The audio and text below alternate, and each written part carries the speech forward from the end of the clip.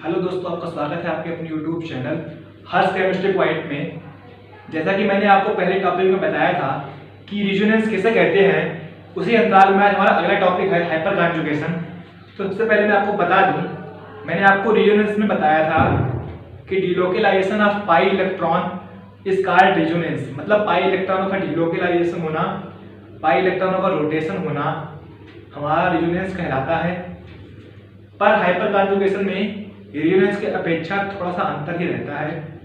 Resonance में डिलोकेलाइजेशन of pi electron जो होता है तो वो रिजोनेंस कहलाता है। पर हाइपर कॉन्जुगेशन में क्या होता है कि पाई इलेक्ट्रॉन डिलोकेलाइज नहीं होते, पाई इलेक्ट्रॉनों के स्थान पर इसमें सिग्मा इलेक्ट्रॉन जो होते हैं वो क्या होते हैं, डिलोकेलाइज होते हैं। तो ऐसे हम कह सकते हैं इसको कि delocalisation of sigma electron is called hyper conjugation. Resonance में पाई इलेक्ट्रॉन डिलोकेलाइज हो रहे थे, इसीलिए हमने बताया था आपको delocalisation of pi electron is called resonance. But इसमें क्या होता है कि डिलोकेलाइजेशन ऑफ सिग्मा इलेक्ट्रॉन जो होता है, डिलोकेलाइजेशन ऑफ सिग्मा इलेक्ट्रॉन जो होता है वो क्या होता है, हमारा हाइपर कॉन्जुगेशन होता है। तो हाइपर कॉन्जुगेशन को हम तीन नामों से जानते हैं, Baker Nathan effect, no bond resonance और सिग्मा एंड पाई कॉन्फिगरेशन। इसका नाम वेकर-नाथन इफेक्ट क्यों पड़ा? इसका नाम वेकर-नाथन इफेक्ट इसीलिए पड़ा क्योंकि इसके लिए वेकर एंड नाथन नामक दो वैज्ञानिकों ने इसे दिया था, इसीलिए इसका नाम जो है वो वेकर-नाथन इफेक्ट पड़ा। सबसे पहले मैं आपको बता दूं, मैंने आपको बताया हाइपर कॉन्जुगेशन में पाई इलेक्ट्रॉन्स डिलोकेलाइज ना होकर सिग्मा इलेक्ट्रॉन डिलोकेलाइज होते हैं। इसका सबसे अच्छा एग्जाम्पल जो है वो प्रोपीन है। प्रोपीन में क्या होता है कि प्रोपीन को अगर हम आपको दिखाएं तो उसमें आपको सिग्मा इलेक्ट्रॉन अर्थात सिंगल बॉन्ड जो है वो एक स्थान से दूसरे स्थान पर जाता हुआ दिखेगा। जैसे कि मैं आपको दिखा देता हूँ, बता देता हूँ एक एग्जाम्पल के रूप में। हम प्रोपीन ले लेते हैं। सबसे पहले हम क्या करते हैं, हम प्रोपीन ले लेते हैं। प्रोपीन का जो फार्मूला होता है वो होता है CH3 single bond CH double bond CH2 1 2 3। 1 पे लगा है E, इसीलिए इसका नाम हो गया प्रोप 1E। पर हम इसे प्रोप 1E ना लिखकर प्रोपीन लिखते हैं। प्रोपीन लिखते हैं क्योंकि यहाँ पे लगा है डबल बॉन्ड। अब देखिए इसमें क्या होता है, अगर हम प्रोपीन को पूरा खोल के लिखें, प्रोपीन को अगर हम लिखें खोल के पूरा, तो देखिए ऐसे होती है प्रोपीन ये कि यहाँ पे कार्बन होता है, एक हाइड्रोजन यहाँ अटैच होता है, ये ऐसे अटैच होता है, ये ऐसे अटैच होता है। क्यों? यहाँ पे CH3 है तो तीनों हाइड्रोजन को हमने खोल के लिख लिया। यहाँ पे लगा है सिंगल बॉन्ड इसलिए यहाँ पे लगा लिया सिंगल बॉन्ड, फिर लिख लिया CH, यहाँ पे लगा है डबल बॉन्ड इसलिए यहाँ पे लगा लिया डबल बॉन्ड और यहाँ पे लिख लिया CH2। ठीक है। अब हाइपर कॉन्जुगेशन में भी क्या होता है, स्ट्रक्चर्स में हम डबल हेड एरो लगाते हैं बीच में। रिजोनेंस में मैंने आपको बताया था कि दो रिजोनेंसिंग स्ट्रक्चर्स के बीच में हम डबल हेड एरो लगाते हैं। वैसे ही क्या होता है इसमें भी हम क्या लगाते हैं, डबल हेड एरो लगाते हैं। तो वही हम करते हैं कि हम डबल हेड एरो लगा देते हैं। तो यहाँ पे एक डबल हेड एरो ऐसे करके हम लगा देंगे। मैंने आपको बताया है हाइपर कॉन्जुगेशन में क्या होता है, सिग्मा इलेक्ट्रॉन डिलोकेलाइज होते हैं अर्थात सिग्मा इलेक्ट्रॉन रोटेट होते हैं। तो देखिए ये जो सिंगल बॉन्ड लगे हुए हैं इसीलिए हम इसे सिग्मा बॉन्ड, सिंगल बॉन्ड जो होते हैं वो सिग्मा बॉन्ड होते हैं। तो हम क्या करते हैं इस हाइपर कॉन्जुगेशन के प्रोसेस में, अब इस प्रकार से रोटेशन होता है। देखिए जो ये बॉन्ड कार्बन और हाइड्रोजन के बीच में लगा हुआ होता है वो क्या करता है, वो उठ के इस कार्बन और कार्बन के बीच में आ जाता है। बहुत ही ध्यान से देखिएगा इसमें क्या होता है, जो कार्बन और हाइड्रोजन के बीच में सिंगल बॉन्ड लगा है, क्योंकि हाइपर कॉन्जुगेशन क्या होता है कि सिग्मा बॉन्ड अर्थात सिंगल बॉन्ड अर्थात सिग्मा बॉन्ड जो होता है वही डिलोकेलाइज होगा। तो क्या होगा कि ये कार्बन और हाइड्रोजन के बीच में जो सिग्मा बॉन्ड लगा हुआ है ये क्या करेगा, ये उठ के इस कार्बन और कार्बन के बीच में आ जाएगा। फिर क्या होगा, यहाँ पर डबल बॉन्ड आ जाएगा। डबल बॉन्ड आने के कारण यहाँ पर कार्बन एटम की वैलेंसी जो यहाँ पे 1 2 की डबल बॉन्ड आएगा तो यहाँ पे 2, ये 3 4 और ये हाइड्रोजन जो अटैच है ऐसे करके यहाँ पर अटैच कर सकते हैं, तो जो कार्बन एटम की जो वैलेंसी होगी वो 5 हो जाएगी, अर्थात कार्बन एटम की वैलेंसी जो होगी वो डिसबैलेंस हो जाएगी, क्योंकि कार्बन एटम की वैलेंसी 4 होती है और यहाँ पर कार्बन एटम की वैलेंसी जो होगी वो 5 हो जाएगी। इसीलिए हम कार्बन एटम की वैलेंसी को बैलेंस करने के लिए क्या करते हैं कि ये बॉन्ड है ये बॉन्ड जो डबल बॉन्ड के रूप में लगा हुआ है, ये क्या करता है, ये उठ के इस कार्बन एटम के ऊपर आ जाता है, जिससे कार्बन एटम की जो बैलेंसी है वो बैलेंस बनी रहे, वो डिसबैलेंस ना हो। इसीलिए क्या करता है, ये बॉन्ड उठकर इस कार्बन एटम के ऊपर आ जाता है। अब बहुत ही ध्यान से देखिए क्या होगा, ये बॉन्ड उठकर यहाँ पर आएगा और ये बॉन्ड इसके उठकर इसीलिए इस कार्बन एटम के ऊपर चला जाएगा। क्यों? क्योंकि कार्बन एटम की बैलेंसी को बैलेंस करने के लिए ये बॉन्ड उठकर यहाँ पर आ जाएगा। पर ये जब हाइड्रोजन और कार्बन के बीच का बॉन्ड इस कार्बन और कार्बन के ऊपर आएगा तो इस हाइड्रोजन एटम पर पॉजिटिव चार्ज आ जाएगा, क्योंकि यहाँ पर क्या होगा, यहाँ पर इलेक्ट्रॉन की कमी हो जाएगी, इसीलिए यहाँ पर क्या होगा, यहाँ पर पॉजिटिव चार्ज आ जाएगा। तो कुछ इस टाइप से स्ट्रक्चर अगला बनेगा, बहुत ही ध्यान से देखिएगा आप लोग। ये जो हाइड्रोजन है ये तो अपने स्थान पर ही रहेंगे, ये जो बॉन्ड है उठकर जब आएगा तो इस हाइड्रोजन एटम पर पॉजिटिव चार्ज आ जाएगा और इस कार्बन और कार्बन के बीच में डबल बॉन्ड आ जाएगा। ऐसे देखिएगा, यहां तक समझ में आ गया है।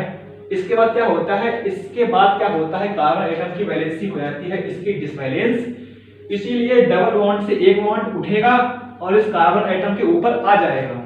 तो क्या होता है ये देखिए, ये CH2 लिखा हमने और ये बॉन्ड इस कार्बन एटम के ऊपर आ गया।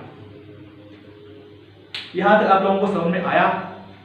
इसके बाद क्या होता है वो देखना आप लोग।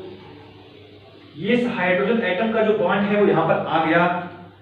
अब हम इसी स्ट्रक्चर को लेते हैं, इसी स्ट्रक्चर को फिर लेते हैं कि ये कार्बन और हाइड्रोजन का बॉन्ड जो है वो यहां पर आ गया, इसका काम हो गया। इसके बाद इस हाइड्रोजन और कार्बन के बीच का जो बॉन्ड है वो उठकर क्या करेगा, यहां पर आ जाएगा, वो उठकर क्या करेगा, यहां पर आ जाएगा। और अगले स्ट्रक्चर में ये हाइड्रोजन और कार्बन के बीच का बॉन्ड जो है वो जैसा है वैसा ही रहेगा। तो अगला स्ट्रक्चर कैसे बनेगा वो देखिएगा। तो जो अगला स्ट्रक्चर वो बनेगा, जो बनेगा वो ऐसे बनेगा, ये हाइड्रोजन अपने स्थान पर रहेगा, ये भी अपने स्थान पर, क्योंकि यहाँ बॉन्ड आया है इसलिए यहाँ पर पॉजिटिव चार्ज आ जाएगा और यहाँ पर क्या होगा, डबल बॉन्ड आ जाएगा। और इसी स्ट्रक्चर की तरह, क्योंकि इसी स्ट्रक्चर से ही हम ये स्ट्रक्चर बनाएंगे, ये बनाएंगे और इसी स्ट्रक्चर से ही हम अगला स्ट्रक्चर बनाएंगे। क्यों? क्योंकि यहाँ पर एक हाइड्रोजन एटम भी और भी बाकी है, उसका भी बॉन्ड हमें आगे ट्रांसफर करना है। तो क्या होता है, इसी स्ट्रक्चर की तरह क्या होगा, यहाँ पर भी वही प्रोसेस होगी, ये इसके ऊपर आ जाएगा। यहाँ तक आपको समझ में आया। इसके बाद क्या होता है, ये कार्बन और हाइड्रोजन के बीच का जो बॉन्ड है ये भी क्या करेगा, ये यहाँ पर आ जाएगा, क्योंकि जैसा इसमें हुआ है, जैसा इसमें हुआ है वैसा ही ये हाइड्रोजन अभी बाकी है, इसीलिए क्या करेगा, इस हाइड्रोजन के ऊपर ये बॉन्ड आ जाता है, सेम प्रोसेस वही रहेगी, ये बॉन्ड उठकर इस कार्बन एटम के ऊपर आ जाएगा। तो अगली क्या बनेगी, तो मैं आपको यही बता देता हूं, अगला क्या बनेगा, तो ये बनेगा अगला, यहाँ पर हाइड्रोजन है, ये सेम रहेंगे, यहाँ पर क्या आएगा, पॉजिटिव चार्ज, और ये बॉन्ड उठकर इस दोनों के बीच में चला आएगा और ये CH2 के ऊपर नेगेटिव चार्ज आ जाएगा।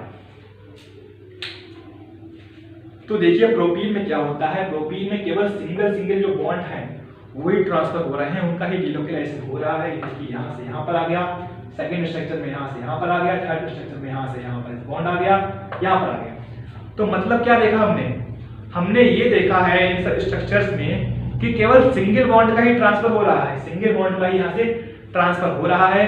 इसी से हमें प्राप्त ये पता लग जाता है कि प्रोपीन में हाइपर कॉन्जुगेशन होता है, क्योंकि डिलोकेलाइजेशन किसका हो रहा है, केवल सिंगल बॉन्ड का हो रहा है, अर्थात केवल सिग्मा बॉन्ड का हो रहा है। इसीलिए प्रोपीन में केवल हाइपर कॉन्जुगेशन पाया जाता है। इन स्ट्रक्चर को अगर हम ध्यान से देखते हैं तो हमें ये मालूम होता है कि इस कार्बन और हाइड्रोजन के बीच में, इस कार्बन और हाइड्रोजन के बीच में कोई भी बॉन्ड प्रेजेंट नहीं है, अर्थात इसमें कोई भी बॉन्ड नहीं है।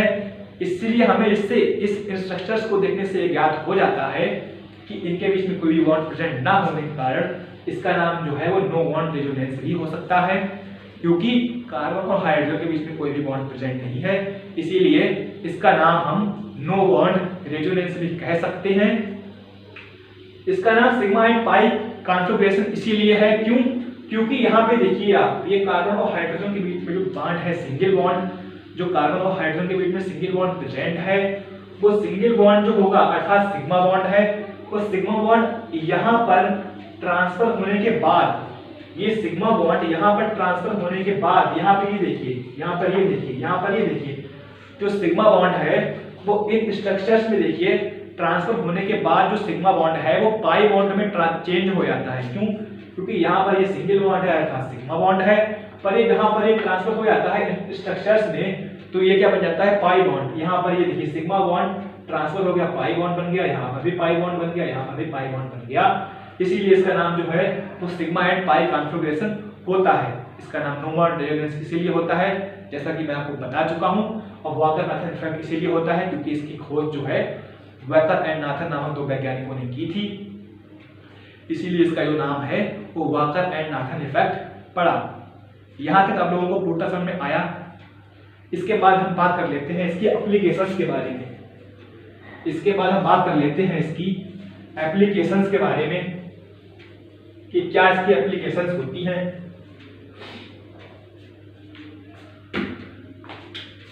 इसके बाद बात कर लेते हैं इसकी एप्लीकेशंस के बारे में।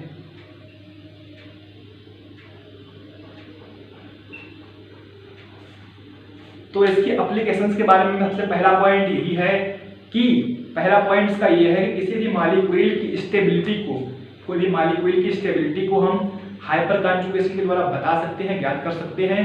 इसका दूसरा पॉइंट ये है कि कार्बोनियम आयन, कार्बोनियन आयन और फ्री रेडिकल की स्टेबिलिटी को हम हाइपर कॉन्जुगेशन के द्वारा बता सकते हैं। और इसका थर्ड पॉइंट ये है कि टॉलुइन की ortho and para directing nature को, कि toluene ortho and para directing nature का ही क्यों होता है, इस चीज को हम हाइपर कॉन्जुगेशन के द्वारा बता सकते हैं। तो देखिए कैसे, वो देखिए बहुत ध्यान से आप लोग कि जो टॉलुइन होता है, जो टॉलुइन होता है उसका फार्मूला होता है ये इसका फार्मूला होता है। बेंजीन रिंग के ऊपर अगर हम CH3 जोड़ देते हैं तो वो टॉलुइन बन जाता है। इसको हम टॉलुइन को इस प्रकार से भी लिख सकते हैं, बहुत ही ध्यान से देखिएगा आप लोग। ये 3 हाइड्रोजन को हम इस प्रकार से ऐड करेंगे, इसमें यहां पर एक हाइड्रोजन ऐड करेंगे, यहां पर एक और यहां पर एक हाइड्रोजन ऐड करेंगे। हम इसको बिगाड़ देते हैं, जगह कम है इसीलिए इनके बीच में क्या करेंगे, डबल हेड एरो लगाएंगे। तो अब बहुत ही ध्यान से देखिएगा, ये कार्बन और हाइड्रोजन के जो बीच का बॉन्ड है ये उठकर क्या करेगा, यहाँ आ जाएगा, जिससे कार्बन एटम की वैलेंसी 5 हो जाएगी, डिसवैलेंस रह जाएगी। इसीलिए क्या होगा, ये बॉन्ड उठकर यहाँ पे आ जाएगा। यहाँ तो आपको बहुत ही ध्यान से देखिए क्या होता है कि जो हाइड्रोजन और कार्बन के बीच का जो बॉन्ड होता है वो उठकर क्या करता है, इस कार्बन और यहाँ पर कार्बन है इसके बीच में आ जाता है, जिससे यहाँ पर डबल बॉन्ड आ जाता है। जिससे डबल बॉन्ड आने के कारण यहाँ पर कार्बन एटम की वैलेंसी 1 2 3 4 5 हो जाती है, जो डिसवैलेंस हो जाती है। इसीलिए ये बॉन्ड उठकर बाहर चला आता है। तो ऐसे करके स्ट्रक्चर बन जाता है अगला वाला।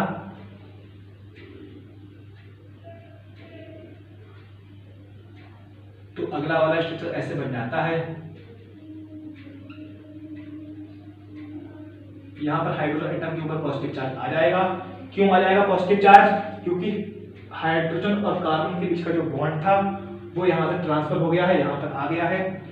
क्योंकि मैंने आपको ये बताया था कि हाइपर कॉन्जुगेशन के में क्या होता है कि सिग्मा इलेक्ट्रॉन ही बिल्कुल डिलोकेलाइज होते हैं, ट्रांसफर होते हैं। तो चूंकि यहाँ पे भी देखिए, यहाँ पे केवल सिंगल बॉन्ड लगे हुए हैं अर्थात सिग्मा बॉन्ड लगे हुए हैं और केवल सिग्मा बॉन्ड ही ट्रांसफर हो रहे हैं, डिलोकेलाइज हो रहे हैं। ये देखिए यहाँ सिग्मा बॉन्ड यहाँ आ जाएगा, तो यहाँ पर क्या आ जाएगा, डबल बॉन्ड आ जाएगा। ये यहाँ पे ऐसे लगा हुआ है और यहाँ पर क्या होगा, ये बॉन्ड क्या होगा, बाहर आ जाएगा। क्यों? यहाँ पर देखिए आप केवल सिग्मा इलेक्ट्रॉन ही डिलोकेट हो रहे हैं, इसीलिए टॉलुइन में भी क्या होता है, हाइपर कॉन्जुगेशन ही पाया जाता है। तो देखिएगा जब ये बॉन्ड यहाँ पर आता है तो ये बॉन्ड बाहर आ जाएगा, तो कार्बन एटम की वैलेंसी यहाँ पे 5 डिसवैलेंस हो जाएगी। अगले स्टेज में क्या होगा कि ये बॉन्ड इसके अंदर चला जाएगा, तो ये बॉन्ड कहाँ पे आ जाएगा, बाहर आ जाएगा। तो अगला वाला स्ट्रक्चर ऐसे बनेगा, ये बॉन्ड क्या होगा, यहाँ पे चला जाएगा, यहाँ पे डबल बॉन्ड आ जाएगा, यहाँ पर ये पूरा। और मैं आपको एक बात और बता दूं, जब ये बॉन्ड बाहर आता है तो अपने साथ लोन पेयर ऑफ इलेक्ट्रॉन को साथ में लेकर आता है, केवल बॉन्ड साथ में नहीं आता। जो बॉन्ड अगर बाहर आता है तो अपने साथ में क्या होता है कि लोन पेयर ऑफ इलेक्ट्रॉन को लेकर आएगा। तो यहाँ पर भी लोन पेयर ऑफ इलेक्ट्रॉन यहाँ पे लेकर आया है, यहाँ पे डबल बॉन्ड लग जाएगा, यहाँ पर इनके बीच में डबल बॉन्ड है, यहाँ पर हाइड्रोजन है, यहाँ पर भी हाइड्रोजन लगा हुआ है, यहाँ पर पॉजिटिव चार्ज है। अगले में क्या होता है, अगले में क्या होता है कि ये बॉन्ड है यहाँ चला जाएगा और ये बॉन्ड इस प्रकार से बाहर आ जाएगा। सेम प्रोसेस सब में रहेगी, इसमें ये अंदर गया तो ये बाहर आया, और इसमें ये अंदर जाएगा तो ये बाहर आ जाएगा। तो हमारा ये ऐसे करके बन जाएगा।